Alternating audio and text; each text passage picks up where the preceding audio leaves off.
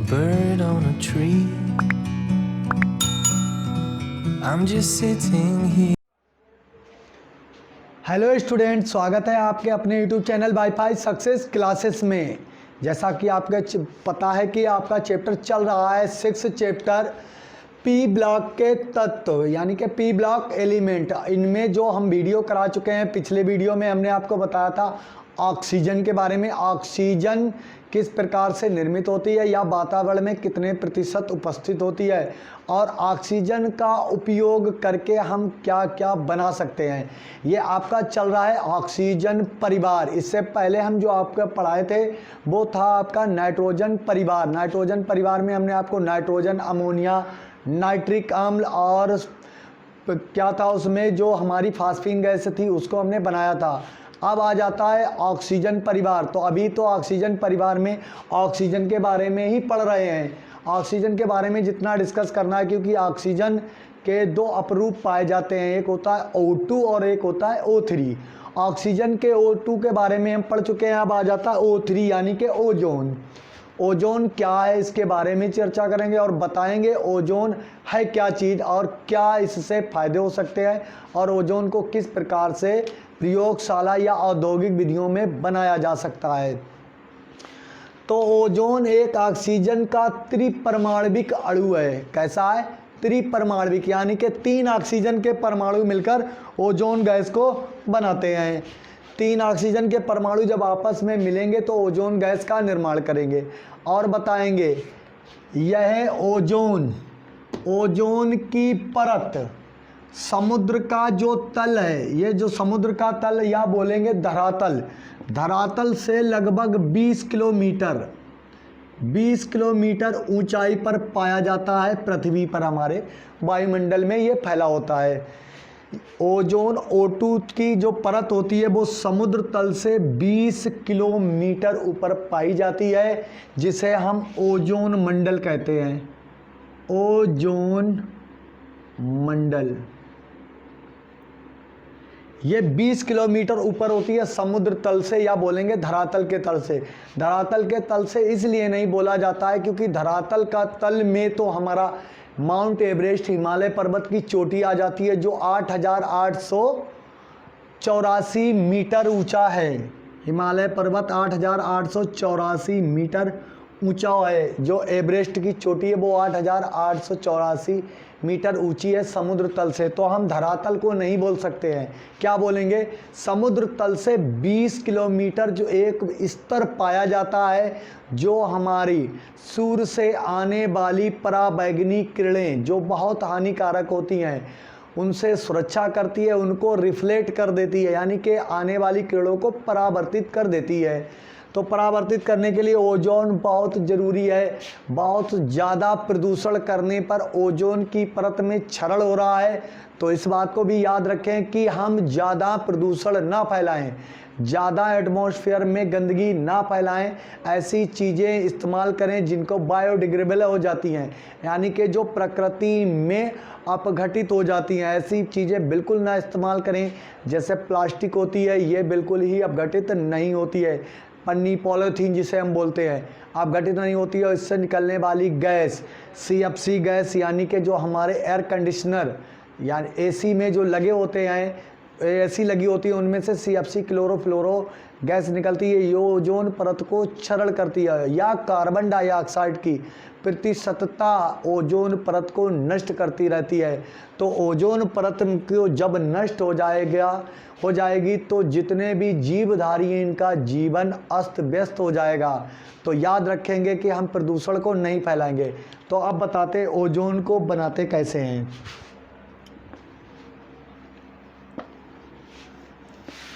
Ozone को जब हम बनाएंगे तो शुष्क वायु यानी O3 को 250 डिग्री सेंटीग्रेड के तापमान पर गर्म करते हैं तो ओजोन प्राप्त होती है, और 69 किलो कैलोरी यानी कि डेल्टा H का मान 69 होता है। तो डेल्टा या ऊष्मा जो उत्सर्जित होती है वो डेल्टा H यानी कि 69 किलो कैलोरी ऊष्मा उत्सर्जित होती है। अब यहाँ पर हम लगाएंगे 3 का मल्टीप्लाई करेंगे और यहाँ पर 2 का मल्टीप्लाई करेंगे। ये बात हो गई जर्नल, कैसी होगी, सामान्य तौर पर ओजोन को बनाने की विधि। कैसे होते हैं कि ऑक्सीजन शुष्क वायु को जब हम 250 डिग्री सेंटीग्रेड के तापमान पर गर्म करते हैं तो वो ओजोन में परिवर्तित हो जाती है। तो ओजोन बनाने की विधियां होती हैं जैसे प्रयोगशाला विधि। पहली प्रयोगशाला विधि, नंबर 1 प्रयोगशाला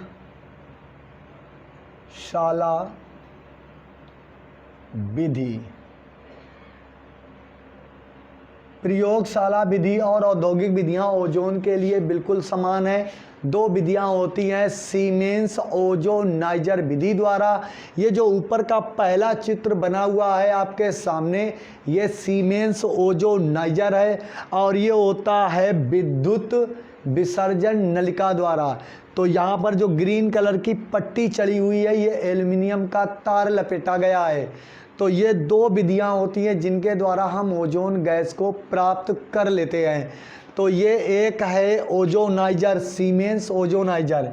तो प्रयोगशाला विधि में पहली विधि हो जाएगी सीमेंस ओजोनाइजर,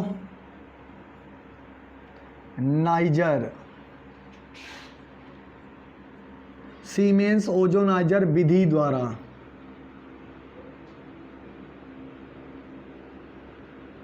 सीमेंस ओजोनाइजर विधि में क्या होता है, ये जो 2 बीच में छड़ लगी हुई हैं जिनको हमने 2 तरीके से काट रखा है। बीच में ये जो छड़ें लगी हुई हैं ये एल्युमिनियम की प्लेटें होती हैं जो इलेक्ट्रोडों का कार्य करती हैं।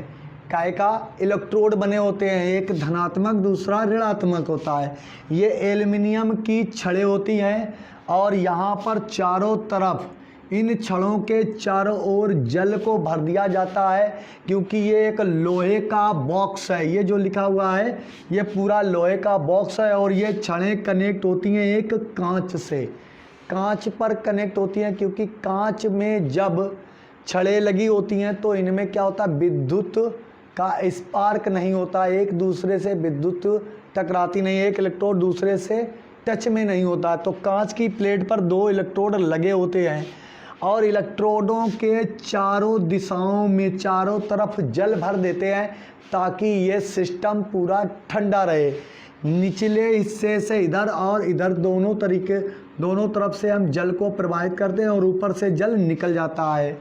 ये है जब हम शुष्क वायु को निचले सिरे के दोनों हिस्सों से, निचला सिरा ये दोनों हिस्सों से शुष्क वायु को प्रवाहित कराते हैं और इलेक्ट्रोडों द्वारा विद्युत धारा को इसमें पहुंचाते हैं। तो ओजोन इन इलेक्ट्रोडों के पास से होती हुई ओजोनीकृत वायु में बदल जाती है, यानी कि उसमें लगभग 12 से 15% ओजोन गैस होती है। जब यहाँ से शुष्क वायु को और इस सिरे से शुष्क वायु को इन इलेक्ट्रोडों के आसपास से गुजारते हैं तो तापमान बढ़ जाता है और ओजोनीकृत गैस, ये जो ओजोन है इसमें जो यहाँ पर गैस निकलती है उसमें लगभग 12 से 15% ओजोन पाई जाती है। ये हो गई सीमेंस ओजोनाइजर की विधि। तो इसमें हमें वही लिखना होगा कि एल्युमिनियम एक उत्प्रेरक होगा तो O2 को हम गर्म करेंगे तो O3 प्राप्त होगा। तो यहाँ 3O2 यहाँ O2 और प्लेटें किसकी लगी होंगी, एल्यूमिनियम।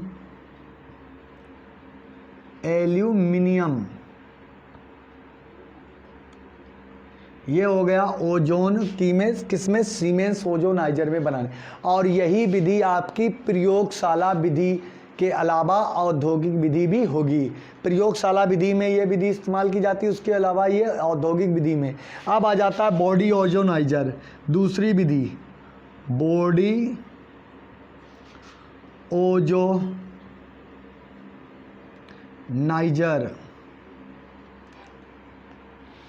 विधि द्वारा।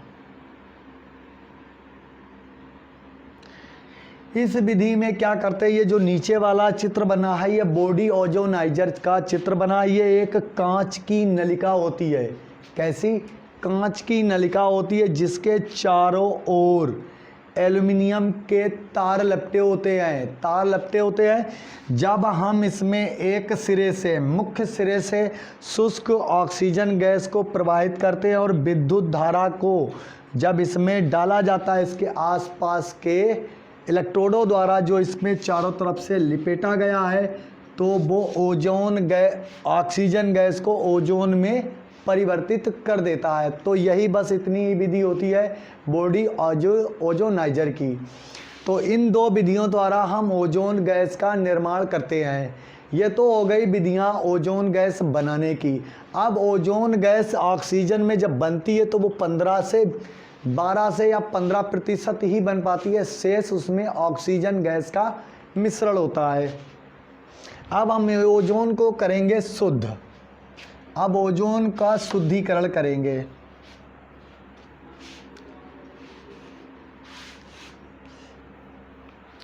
ओजोन का शुद्धिकरण या बोलेंगे शोधन। ओजोन का शोधन। शुद्ध ओजोन कैसे प्राप्त होगी?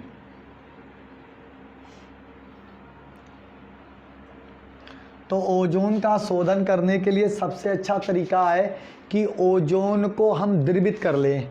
ओजोन का हिमांक होता है या द्रवणांक होता है जितने, तो 120 डिग्री -120 डिग्री पर O3 द्रवित हो जाती है, जबकि -180 डिग्री सेंटीग्रेड के तापमान पर ऑक्सीजन द्रव में बदल जाती है।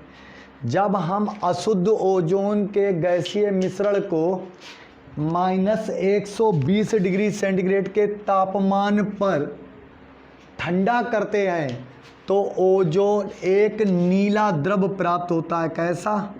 नीला द्रव प्राप्त होता है और ये कहलाता है, यही नीला द्रव ओजोन होता है शुद्ध। और वायु उस समय द्रवित नहीं होती है, क्योंकि वायु को द्रवित करने के लिए और ठंडा करना पड़ेगा, वायु को लिक्विड बनाने के लिए और ठंडा करना पड़ेगा। वो होगा -180 डिग्री सेंटीग्रेड, जबकि ओजोन 120 डिग्री सेंटीग्रेड पर द्रवित हो जाती है। तो इस प्रकार जब ओजोन का मिश्रण प्राप्त हो जाए तो आप उसको -120 डिग्री सेंटीग्रेड के तापमान पर द्रवित कर दीजिए, तो नीले रंग का जो एक द्रव प्राप्त होगा वो होगी आपकी ओजोन गैस। ओजोन एक विषैली गैस होती है, इतना याद रखेंगे। ये हो गई ओजोन बनाने की विधियाँ। अब इसको हम रफ कर देते हैं। इसको हम रफ करेंगे और बनाएंगे, इसके बताएंगे भौतिक एवं रासायनिक गुण। भौतिक एवं रासायनिक गुण।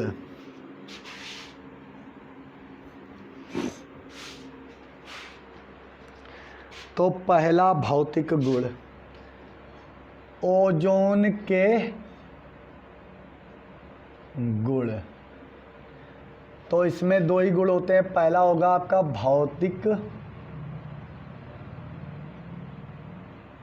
गुण, फिजिकल प्रॉपर्टीज ऑफ ओजोन। तो फिजिकल प्रॉपर्टियां आपको बतानी होंगी ओजोन को, तो नंबर 1 पॉइंट लिखेंगे। नंबर 1 पॉइंट बताएंगे कि ओजोन में मछली के जैसी दुर्गंध आती है।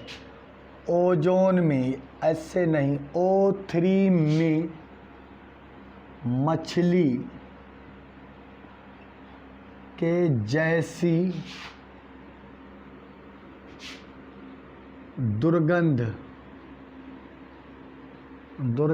वाला नीला पीला द्रव है। कैसा है? नीला पीला द्रव है। ऐसे लिखेंगे तो पूरा पॉइंट लिख जाएगा। ओजोन जो है एक मछली जैसी दुर्गंध वाला नीला पीला द्रव है। मछली जैसी, बहुत खराब महक आती है इसमें। जब भी ओजोन आपको सुंघाई जाएगी तो आप ऐसे लगेगा जैसे मछली महक रही हो, सड़ी हुई मछली। अगला पॉइंट, -120 डिग्री सेंटीग्रेड के तापमान पर यह नीले द्रव में बदल जाती है।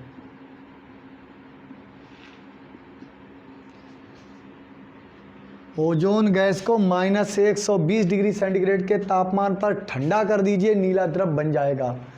अगला पॉइंट नंबर 3, ओजोन का क्वथनांक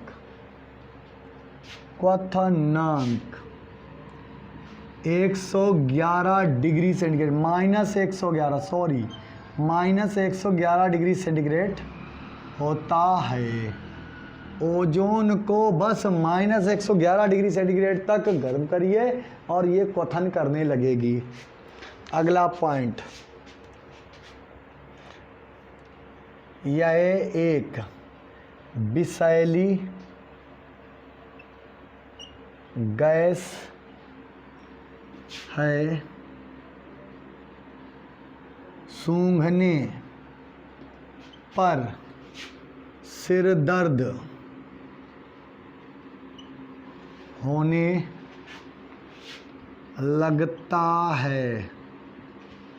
आप जानते हैं कि जब कोहरा, सर्दियों के दिनों में जब कोहरा पड़ता है यानी कि फॉग हो जाता है, तो आप ज़्यादा सांस लेते रहते हैं तो सर में दर्द होने लगता है। या आपने नॉर्मली देखा है, सर्दियां आने वाली हैं, इस बात को महसूस करके आप देख सकते हैं, क्योंकि उस समय उसमें ओजोन गैस पाई जाती है। तो ओजोन गैस को सूंघने पर सिर में दर्द होने लगता है। अगला पॉइंट नंबर 5, यह स्टार्च और आयोडीन को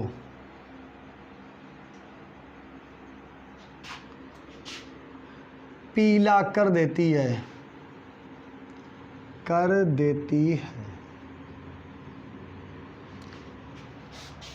ये क्या हो गया? ये स्टार्च और आयोडीन को पीला कर देती है।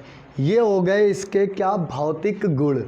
भौतिक गुणों में इतने ही गुण हैं जो आपके लिए इम्पोर्टेंट हैं। अब उसके बाद में आ जाएंगे ओजोन के रासायनिक गुण, O3 के रासायनिक गुण। और रासायनिक गुणों में सबसे प्रबल गुण होता है ओजोन का, ये प्रबल ऑक्सीकारक होती है। बहुत सी वस्तुओं का ऑक्सीकरण या कहें पदार्थों का ऑक्सीकरण कर सकती है। तो सबसे पहला गुण लिखेंगे रासायनिक, दूसरा गुण रासायनिक गुण। रासायनिक गुण में सबसे पहला पॉइंट होगा नंबर 1, अपघटन। अपघटन में आप लिखेंगे कि ओजोन अपघटित कैसे हो जाती है। अब यहाँ पर ओजोन का क्या है, O3। ओजोन को हम 250 डिग्री सेंटीग्रेड पर गर्म कर दें तो वो O2 में बदल जाती है और प्लस 68 किलो कैलोरी ऊर्जा मुक्त करती है। Plus 68 kilo calorie. ओजोन का जब आप गठन करेंगे तो वो ऑक्सीजन में बदल जाएगी और O2 और नवजात ऑक्सीजन भी देगी। हो गए 3, 2 ऑक्सीजन के और 1 नवजात ऑक्सीजन, और 68 किलो कैलोरी ऊर्जा मुक्त करती है। दूसरा पॉइंट ऑक्सीकारक, या फिर हम ऐसे ही इसको लिख सकते हैं, यहाँ ऑक्सीकरण दोनों ना लिखें तो यहाँ पर ऐसे लिख देंगे ओजोन 3O2। जब ओजोन को केवल ऑक्सीजन में ही अपघटित करना है तो ओजोन को हम 250 डिग्री सेंटीग्रेड पर गर्म कर दें, 68 किलो कैलोरी ऊर्जा प्लस यानी कि धनात्मक वैल्यू होगी, मुक्त होगी और ये O3 O2 में बदल जाएगी। उसके बाद में नंबर 2 ऑक्सीकारक गुण। ऑक्सीकारक गुण बताना है। ऑक्सीकारक गुण क्या होता है तो बताएंगे। ओजोन एक प्रबल ऑक्सीकारक होता है जो तुरंत ही थोड़े से ही ताप पर नवजात ऑक्सीजन को मुक्त कर देता है। यह कैसी ऑक्सीजन है? नवजात, न्यू जन्मी ऑक्सीजन। ये केवल ऑक्सीजन है। बस थोड़ा सा ताप दीजिए ओजोन को, वो ऑक्सीजन और नवजात ऑक्सीजन में बदल जाएगी। ये क्या है, ओजोन। अब ये ऑक्सीकारक किन किन वस्तुओं को कर सकती है, तो वो बहुत सी रासायनिक अभिक्रियाएं आपको करनी है। सबसे पहला पॉइंट, आर्सेनिक, आर्सेनिक का ऑक्सीकरण।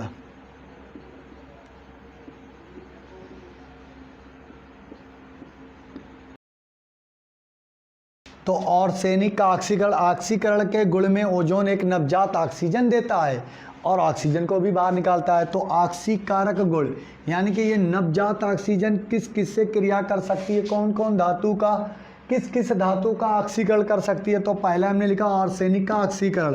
तो आर्सेनिक AS+H2O, जब भी आर्सेनिक कुछ धातुएं जलीय अवस्था में ऑक्सीकरण कर होती हैं या बताएंगे द्रव अवस्था या उनकी मतलब है नम अवस्था में होनी चाहिए। जब आर्सेनिक नम लेते हैं और ओजोन से ऑक्सीकृत करते हैं तो हमारा बनता है H3ASO4 आर्सेनेट अम्ल, या बोलेंगे आर्सेनेट या आर्सेनियम अम्ल। इसका नाम है आर्सेनियम अम्ल। आर्सेनियम अम्ल बन गया है तो हमें हाइड्रोजन की संख्या को कंपलसरी करना होगा। तो यहाँ पर 3 लगा दें और यहाँ 2 लगा दें। आर्सेनिक कितने हो गए, आर्सेनिक हो गए आपके 2 तो 2 का मल्टीप्लाई करेंगे इस हिसाब से। हाइड्रोजन कितने हो, ऑक्सीजन कितने हो गए, 2 चाकू 8 और ऑक्सीजन बहुत ज़्यादा, तो यहाँ पर 5 का मल्टीप्लाई करेंगे तो 5 दूनी 10 ऑक्सीजन गैस उड़ जाएंगी। तो जब 2 चाकू 8 और 2 पंचे 10 18। ऑक्सीजन के नंबर देखिए, 5 3 15 यहाँ है और 3 1 3 यानी कि 15 3 18 और 2 चाकू 8 और 5 दूनी 10 यहाँ पर हो गए। इसी प्रकार से नंबर 2 ऑक्सीकारक में ही चल रहे हैं, ऑक्सीकारक का गुण। तो मरकरी Hg का ऑक्सीकरण,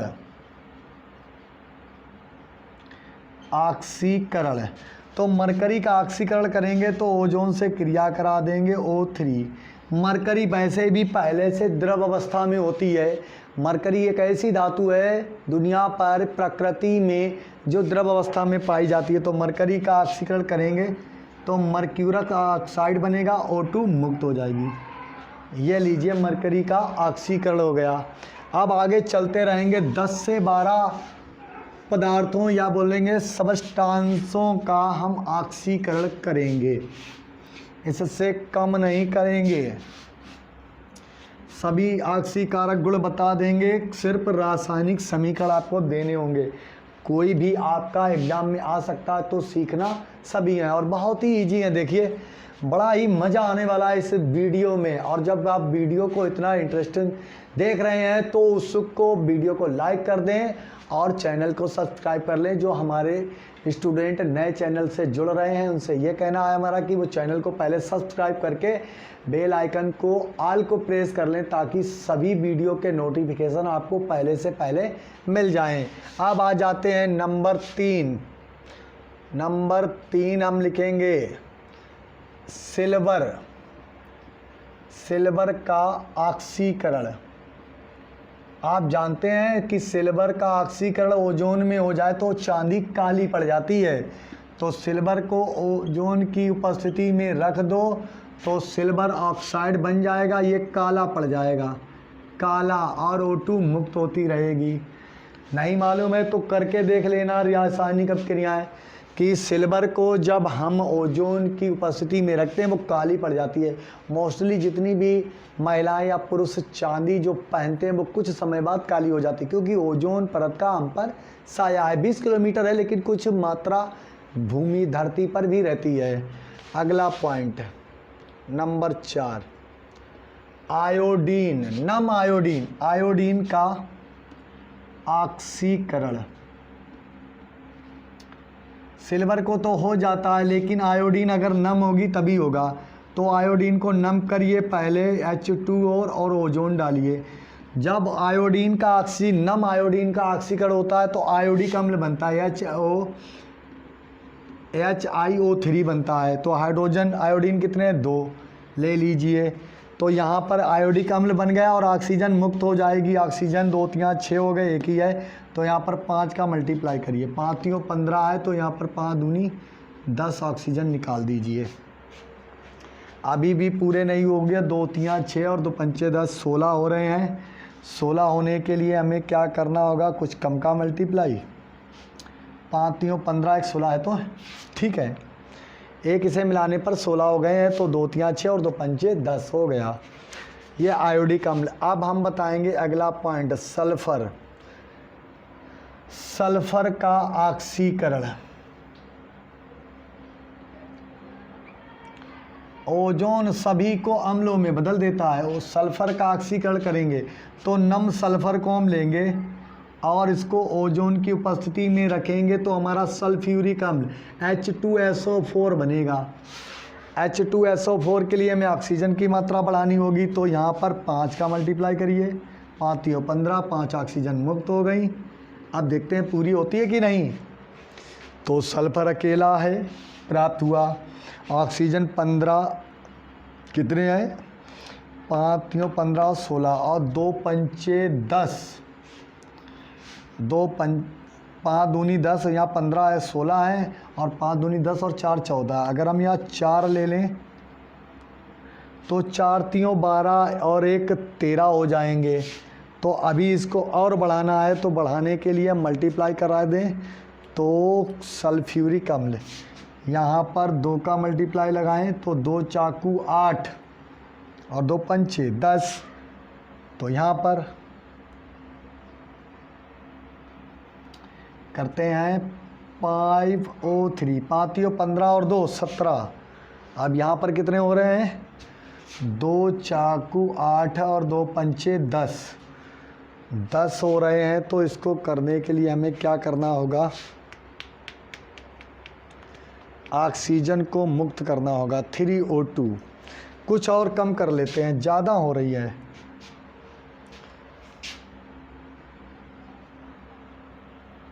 अब देखते हैं, तो 3 तिरका 9 और 1 10, यहाँ पर लिखते हैं 3O2।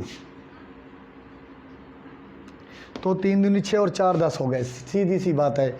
जब सल्फ्यूरिक अम्ल यानी सल्फर को, नम सल्फर को ओजोन की उपस्थिति में ऑक्सीकृत करेंगे तो सल्फ्यूरिक अम्ल बनेगा और ऑक्सीजन मुक्त हो जाएगी।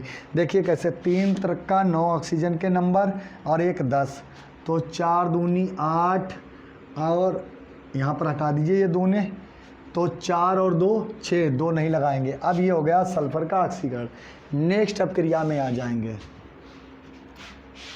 ये 5 हो गए ऑक्सीकरण। 5 के बाद हम आ जाएंगे लेड का ऑक्सीकरण करेंगे, लेड धातु का। तो अब इससे पहले, लेड का करने से पहले 6वां नंबर होगा फास्फोरस का ऑक्सीकरण। तो फास्फोरस का ऑक्सीकरण करिए। फास्फोरस को हम बनाएंगे H2O प्लस ओजोन डालेंगे। फास्फोरस का ऑक्सीकरण करेंगे तो हमें मिलेगा मेरा आर्थोफास्फोरिक अम्ल, आर्थोफास्फोरिक अम्ल और O2 हो जाएगी मुक्त। अब हमें नंबर ऑक्सीजन के ही सिर्फ कंप्लीट करने हैं क्योंकि ऑक्सीकारक गुण है। जब नम फास्फोरस को ओजोन के साथ गर्म करते हैं या ओजोन में प्रवाहित करा देते हैं तो हमें आर्थोफास्फोरिक अम्ल मिलता है, जैसे सल्फ्यूरिक अम्ल मिला था। तो यहाँ हाइड्रोजन का नंबर 2 या 3 कर लें और 2 यहाँ कर लें। फास्फोरस के नंबर कितने हो गए, 2, तो ये फास्फोरस भी पूरा हो गया।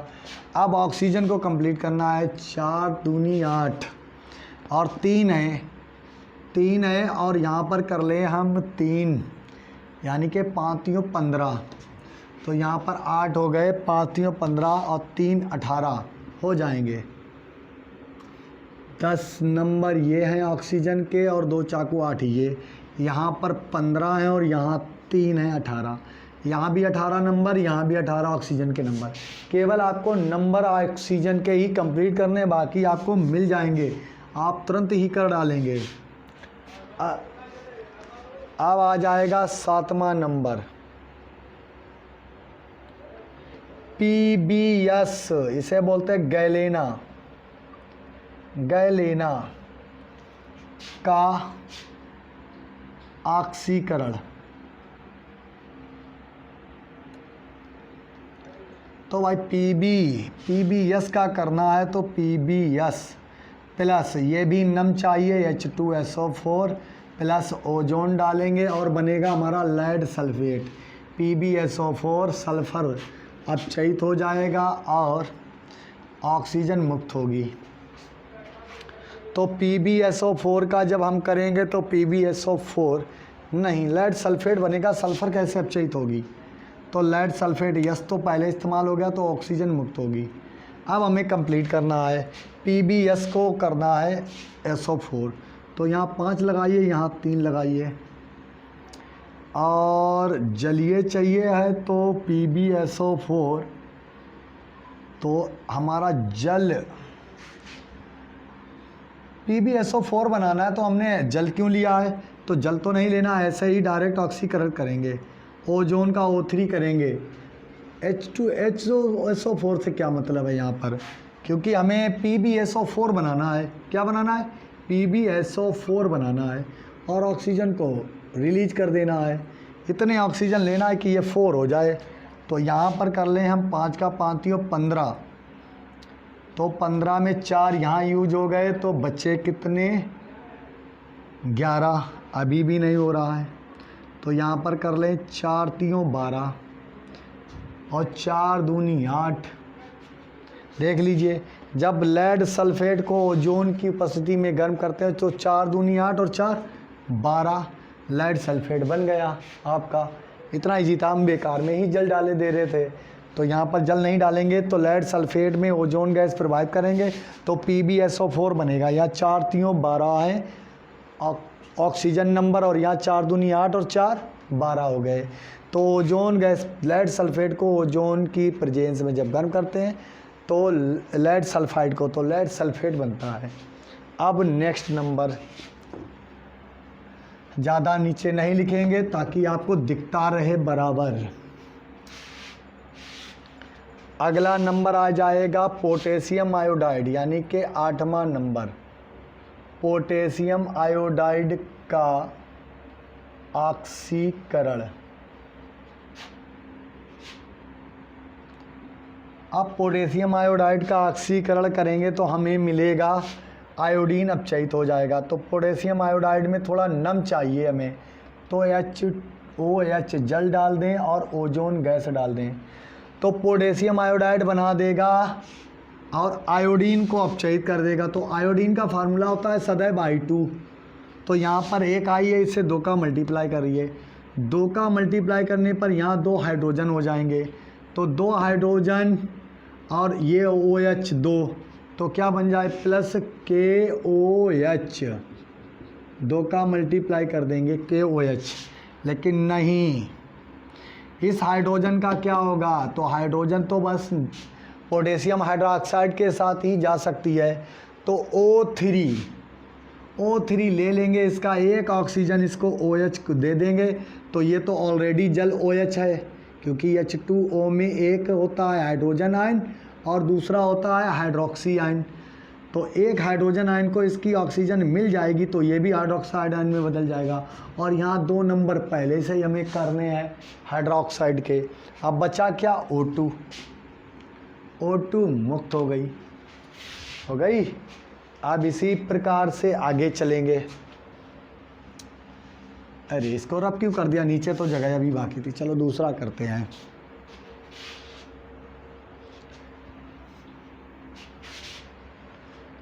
नंबर 9, नाइट्रिक ऑक्साइड का ऑक्सीकरण। नाइट्रिक ऑक्साइड की जगह पे हम नाइट्रस ऑक्साइड भी ले सकते हैं, नाइट्रोजन डाइऑक्साइड भी ले सकते हैं। तो नाइट्रिक ऑक्साइड में हम ओजोन गैस प्रवाहित करेंगे तो इसका एक O2 इससे मिल जाएगा तो ये नाइट्रोजन डाइऑक्साइड में बदल जाएगी और ऑक्सीजन रिलीज हो जाएगी।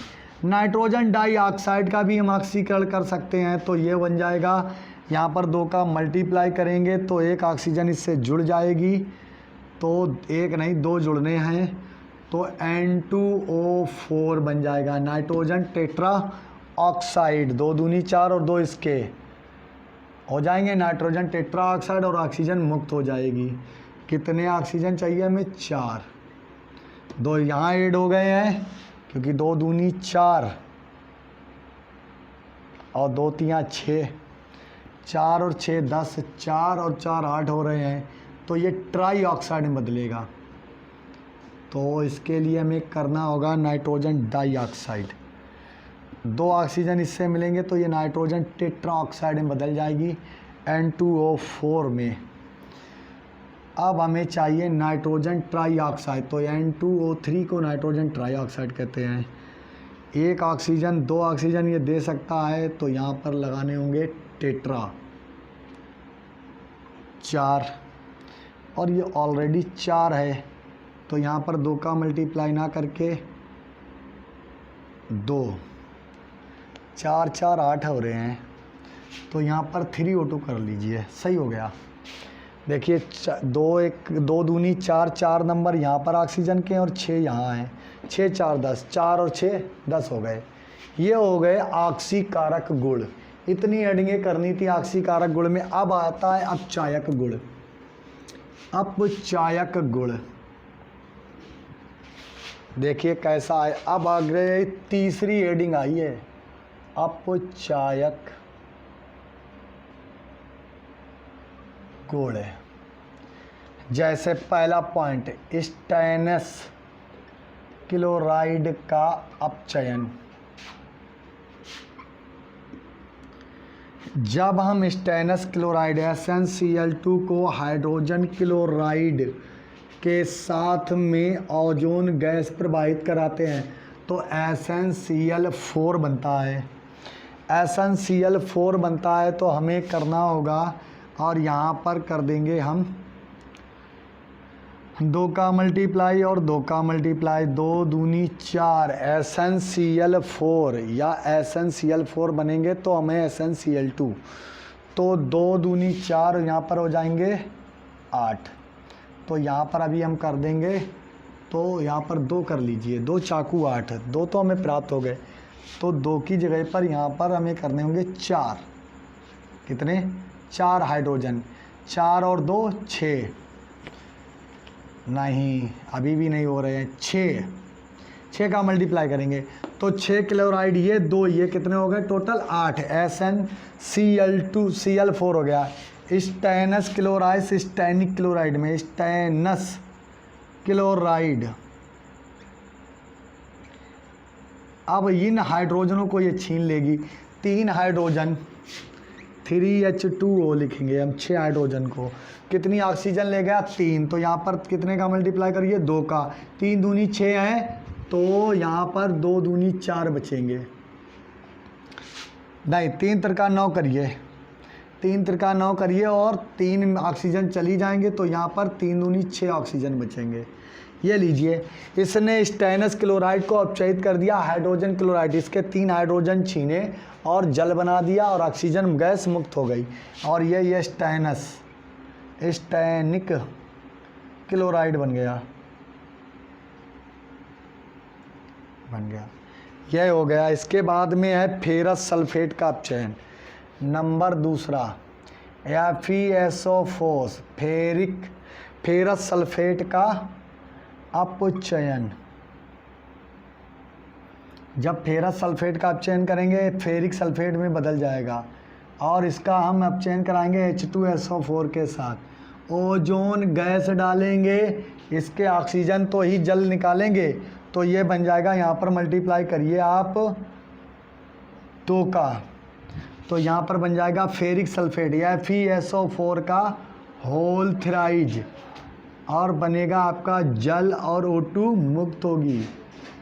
अब देखेंगे FeCO SO4 तो हमें मिल गया, लेकिन हाइड्रोजन 4 हैं।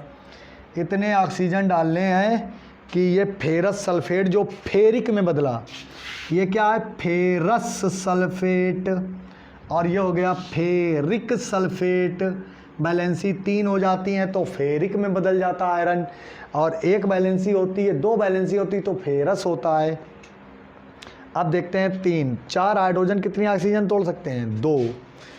तो 2 तोड़नी है तो यहाँ पर 3 का मल्टीप्लाई करिए, तो 3 त्रिक का 9 है, 9 में 2 तोड़ ली तो कितनी बची? 6। 2 का मल्टीप्लाई करिए, 2 तियाँ 6 आए तो 4 बचाओ भाई, बन गया फेरिक सल्फेट का अपचयन। अब इसको रफ कर देते हैं। अब इसमें एक और लिखते हैं KMnO4 नहीं, पोटेशियम मैग्नेट का अपचयन, पोटेशियम मैग्नेट का अपचयन।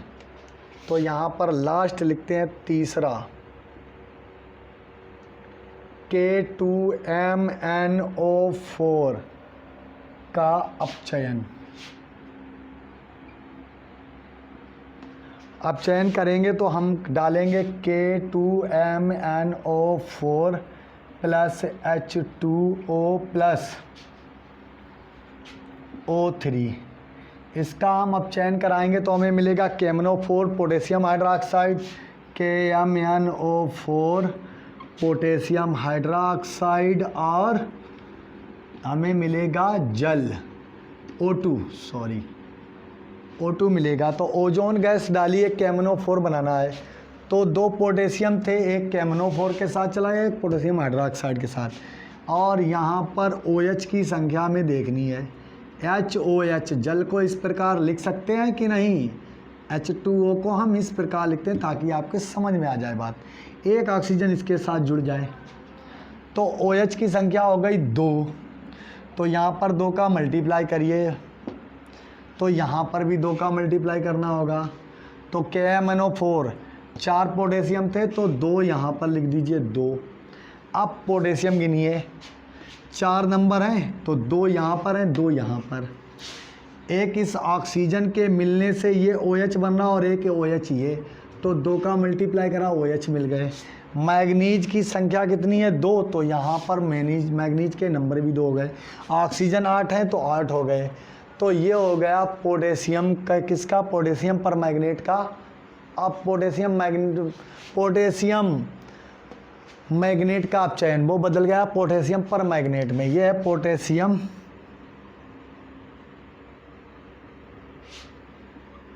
मैग्नेट और ये है पोटेशियम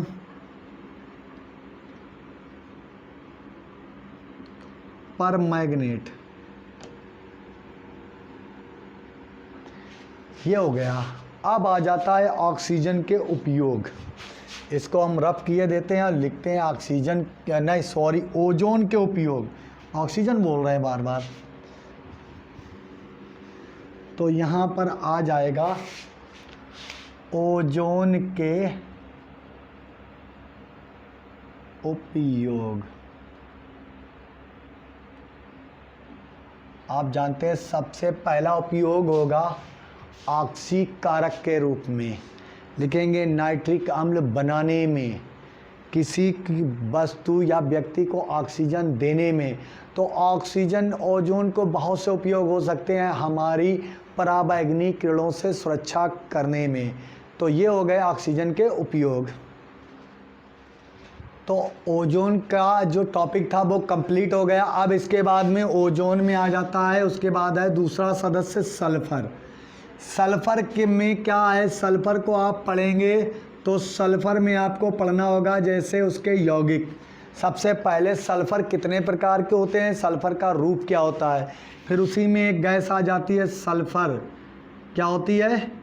हाइड्रोजन सल्फाइड, और एक सल्फर डाइऑक्साइड। इसके बारे में नॉर्मली पढ़ना होगा, लेकिन इसका मेन यौगिक होगा H2SO4 का निर्माण। सीसा कच्छ विधि में H2SO4 का निर्माण कैसे करते हैं? आप सन 2019 का पेपर उठाइए और सन 2020 का पेपर उठाइए और दोनों में देखिए कि H2SO4 बनाने की विधि सीसा कच्छ संचालक विधि पूछी गई और नाइट्रिक अम्ल भी एक बार साथ में पूछी गई। 2019, 2020 और 2021 में भी ये आएगा, ये आपसे बता देते हैं, शर्त लगाते हैं इस बात पे कि ये सल्फ्यूरिक अम्ल बनाने के लिए आएगा। ये इतने इम्पोर्टेंट नहीं है लेकिन पढ़ना ज़रूरी है। जो सिलेबस में आए बाई चांस एक रिएक्शन ही आ गई तो एक रिएक्शन करने के लिए कुछ तो समय खर्च होगा, तो उसके लिए सीखना बहुत ज़रूरी है, क्योंकि बूंद बूंद से आपका बनेगा समंदर। उसके बाद में सल्फर डाइऑक्साइड यौगिक है, लेकिन सबसे मोस्ट इम्पोर्टेंट यौगिक है आपका सल्फ्यूरिक अम्ल का निर्माण। सल्फ्यूरिक अम्ल को किस प्रकार बनाते हैं, कैसे बनाते हैं, किस प्रकार इसका शोधन किया जाता है, तो अगले वीडियो में आपको इन टॉपिक को थोड़ा थोड़ा सा बताने के बाद में सल्फ़र को बताएंगे, H2SO4 सल्फर डाइऑक्साइड और सल्फ्यूरिक अम्ल, और यहाँ से ऑक्सीजन परिवार का दी एंड हो जाता है। तो इसके बाद में मिलते हैं नेक्स्ट वीडियो में नेक्स्ट टॉपिक के साथ, जिसमें हम बनाएंगे hydrogen sulphide, sulphur dioxide gas और मोस्ट इम्पॉर्टेंट सल्फ्यूरिक अम्ल बनाएंगे। तो मिलते हैं नेक्स्ट वीडियो में नेक्स्ट टॉपिक के साथ। और अगर हमारा ये वीडियो आपको पसंद आता है तो वीडियो को लाइक करें, और जो भी स्टूडेंट हमारे वीडियो से नए देखते हैं, नए देखने वाले हैं, तो चैनल को सब्सक्राइब कर लें, बेल आइकन को प्रेस कर लें, वीडियो को लाइक कर लिया करें। जितने भी व्यूज़ आते हैं उस हिसाब से वीडियो पर लाइक नहीं आते हैं। वीडियो देखने के बाद आप क्या भूल जाते हैं कि लाइक भी आपको करना है, डिसलाइक तो कोई नहीं देता। ये तो बात ज़्यादातर आती है कि हमारे वीडियो में डिसलाइक नहीं आते हैं, लेकिन आप पसंद करते हैं तो लाइक करने में क्या जाता है। तो पहले थंब को दबा लिया करें कि वीडियो को लाइक कर लिया करें, उसके बाद में आगे बढ़ा करें। तो मिलते हैं नेक्स्ट वीडियो में, तब तक के लिए धन्यवाद।